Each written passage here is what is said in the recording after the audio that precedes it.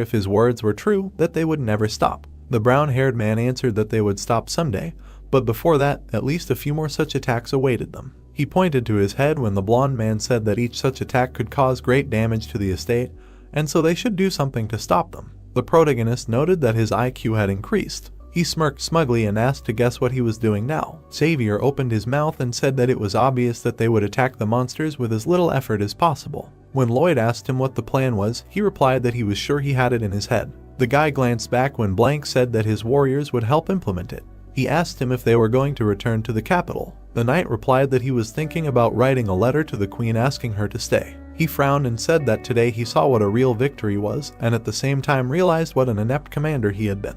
The man waved his hand. He knelt down on one knee. Bowing his head to the surprised guys, he asked to let him observe his wisdom for a little while longer. The knights behind him also knelt down. The brown-haired man opened his mouth, falling silent. The blonde looked up when he told him to try not to be too surprised and not to jump out of his pants with happiness. The protagonist smiled and noted that this would seem impossible even for the White Warriors, because this time they would be making a legend come true. After a while, all of them in the Frontera family found themselves at the same table. Lloyd looked at his father and asked if he remembered when he proposed to build a waterway from Lake Capua.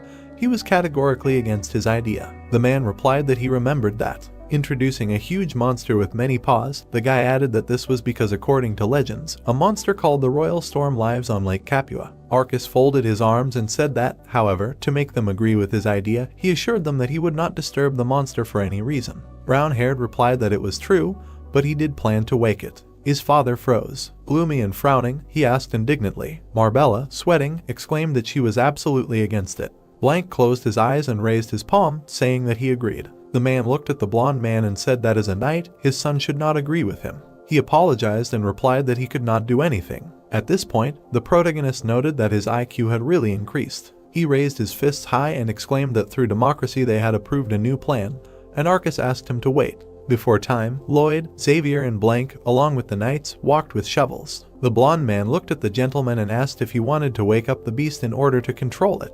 The guy replied that he was not a wizard and then asked how he thought this was possible. Remembering himself in the library, he said that he had read many stories and learned a lot about the habits and plantings of the Royal Storm. Introducing the giant storm, the brown-haired man began to tell that in one of the stories he learned that it was described as a magical creature of incredibly huge size. But what was surprising was that he did not find a single record of it attacking people. He added that the monster made its nest on this lake, and if they destroyed it, it would simply growl at them and then start rebuilding the dwelling. To the crazy smile on his face, the main character said that in other words, they were going to destroy part of the lake. He noted that constantly, day and night, they would destroy his house every time he rebuilt it. Imagining the monster on the mountain around the lake, Lloyd added that the monsters crossing the eastern mountain would be scared by its roar, and then noted that this time the operation would be codenamed Dog in the Backyard. Xavier, looking askance at the gentleman, mentally noted that this was a plan where it would disturb the peace of the sleeping beast. He thought that even the devil himself on the sink would decide. The guy looked at him when he asked what would happen if the plan got out of control and what if the beast still broke on them. He asked why he asked him such obvious questions. The brown-haired man grimaced and pointed at his comrade, saying that since he was his knight, he would go and deal with him himself, and then scare away the monsters with his roar instead of him. He imagined the guy on the mountain, who was screaming loudly, scaring the monsters. The protagonist said that everything would be according to the strategy Dog in the Backyard. Xavier pursed his lips, wondering if he really wanted to say that he was a dog. After a while, they all looked at the island in the center of the lake. Lloyd sighed. His eyes lit up when he activated change. Starting to move his hands over the holographic map, he opened the simulation mode, and then wondered where they should now better hit to avoid the flood. The guy mentally asked if this would wake up the monster. He began to move his hands quickly. Looking at the knight, Xavier said that it might look a little strange, but he was not crazy, if only a little, so you can just ignore him. The blonde clenched his fist, saying that madness coupled with wisdom gives an extraordinary result. Someone was looking at the people on land, noting that they were back again. Air bubbles began to rise up.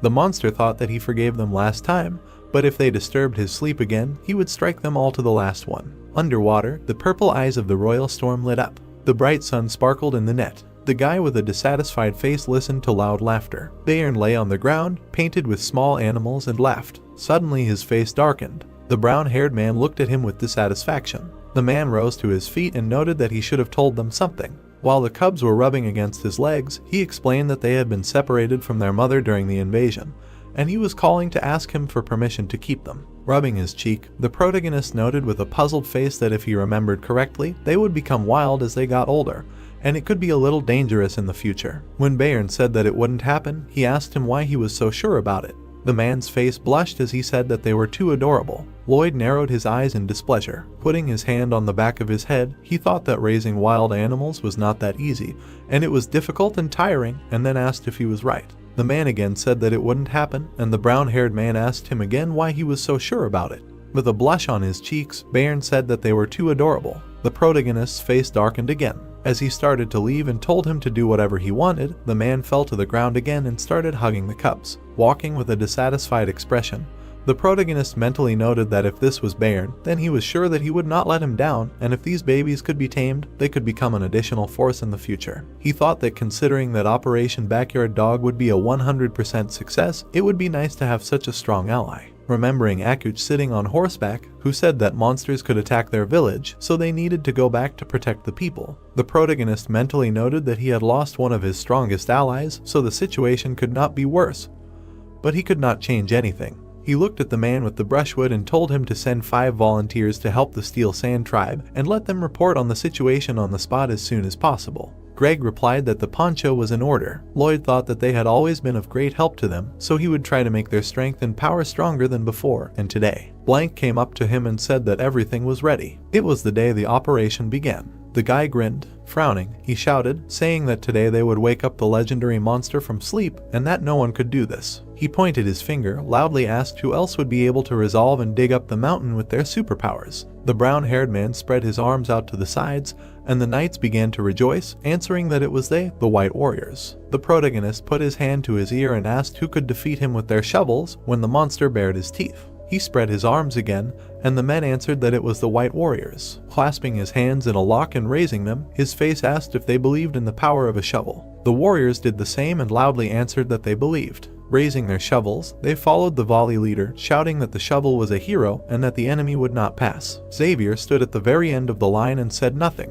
His face darkened, and the system noted that he sympathized with the White Warriors. While the men dug up the mountain, the brown-haired man noted that with the help of the stimulation mode, he found a way to avoid the flood, and now it was necessary to create conditions that would lead to a rift in the soil. He waved to the blonde man at the top of the mountain when he shouted that he was ready. The protagonist asked him if he saw the marks he had left for him. The knight replied that he saw them. Frowning, Lloyd waved his hand, giving a sign. He thought that even when they reached the desired level, the knight plunged his sword into the ground. An explosion followed. The trees shook for a long time. Then they began to break. Thick smoke could be seen from the lake in the distance. The guy thought that it seemed that they would not be able to cause any visible damage now, but it would be enough to destroy the dam. He and the knights lay down on the ground. The water on the lake was calm. After a few moments, it began to sway. The brown-haired man thought that very soon the royal storm would wake up from its sleep. Suddenly, the island in the middle was thrown up. Covering his head, the main character raised his frightened eyes. Huge eyes were visible under the water. Xavier, meanwhile, was hiding behind a tree. Blank, along with the others, was lying on the ground. The monster began to rise from the water. The giant beaver raised its paws and growled. Lloyd narrowed his eyes in confusion. The knights opened their mouths in shock. The blonde did the same, thinking that this was. Looking at the beaver, he thought it was just cute. The boy gritted his teeth, thinking that from the tone of his growl, he could sense that it meant something like he was angry. As he watched the beaver, he thought about how stylishly it reminded him of Peapodon, Hippo, and Belle, and that he didn't understand what they were saying either. He wondered if it was some kind of mystical creature. Frowning, the brown-haired boy thought that it wasn't a problem then, and if it was a real beaver, then he was pretty sure that his top priority would be to rebuild his home. The beaver turned its gaze to him. Then it turned around. Glaring at the protagonist, it muttered. The protagonist pressed himself to the ground, realizing that the beast was asking if they really thought he wouldn't notice them. The beaver muttered again, displeased. Lloyd's horrified face began to sweat as he realized the beast had said that it looked like they were trying to pull off something by destroying his dam, and then asked if they thought he would just rebuild it and go to sleep. He asked if they could do it again if he reposted their oxygen supply. The boy mentally noted that he had been too clever and their operation had been a complete failure. Blank crawled up to him and asked what they should do now. Seeing the purple face of the gentleman, he loudly asked what happened to him.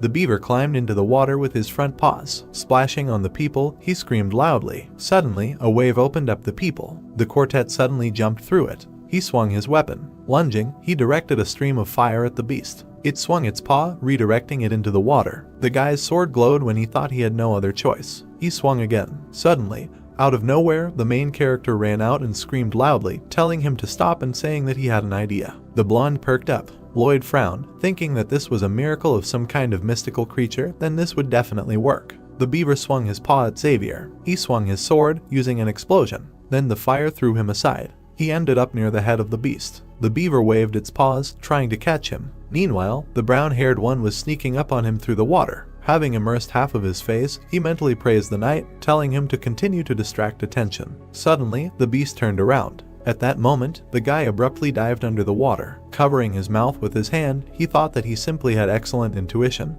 and it would be very difficult to get close to him. Meanwhile, the blonde-haired one directed an explosion at the enemy. The beaver blocked it with his tail. The guy swung his sword. The beast blocked the wave of green light with water. The blonde-haired one landed on the ground and cursed. Looking at the enemy's back, he thought that he would not distract him with restrained attacks, but if he hit with full force, he could seriously injure him. The knight tried to figure out what to do. Meanwhile, the main character was still hiding under the water. Xavier clenched his teeth tightly. Suddenly, he screamed loudly. The knights opened their mouths in confusion. The brown-haired man frowned underwater. The knight's scream flew in different directions. The beaver looked back sadly. Bringing his eyebrows together, he asked in a trembling voice why he called him Mom, because it was not so, especially since he was a boy. The blonde man pointed his sword at him and screamed again. The beast stretched out his paws to him and asked how he became his mom, and then asked why he was saying such strange things. Frowning, the guy screamed again. This time the beaver shook with anger, loudly asking if he really called him scary. At that moment, the main character found himself on his head. Feeling him, the beast asked what he was doing there. Pulling his paws to his head, he screamed. He also froze, and Lloyd mentally noted that he could not reach him because his paws were too short. He jumped off his head. Swinging his hand, the guy said to him, "Open his mouth." A small seed flashed through the air. It flew into the beaver's mouth. Brown-haired man clenched his teeth tightly and began to mentally beg. The animal froze. Suddenly, it began to decrease in size. The protagonist clenched his fist victoriously. The beaver began to climb out of the water. Looking at the trees, he indignantly asked why they had become so big. Suddenly, the protagonist grabbed it. The animal in his arms screamed loudly. Lloyd smiled madly, exclaiming that he caught it.